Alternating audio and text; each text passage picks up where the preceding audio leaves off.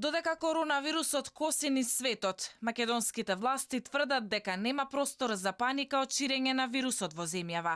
Термокамера на Скопскиот аеродром четврти ден лови сомнителни патници со покачена телесна температура.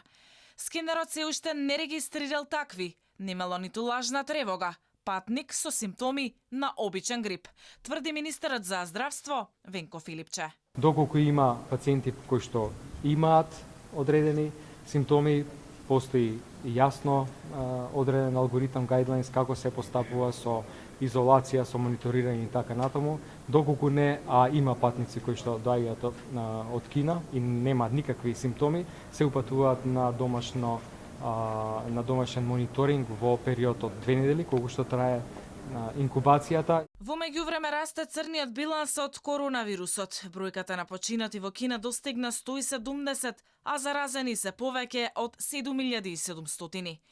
Насекаде во светот е пренесен вирусот за кој епидемиолозите се уште немаат комплетни информации. На европско тло, освен во Франција и Германија, носител на вирусот кој може да биде смртоносен има и во Финска. Во Светската здравствена организација имаат зачистени состаноци и на нив е да донесат одлука дали ќе прогласат епидемија на светско ниво.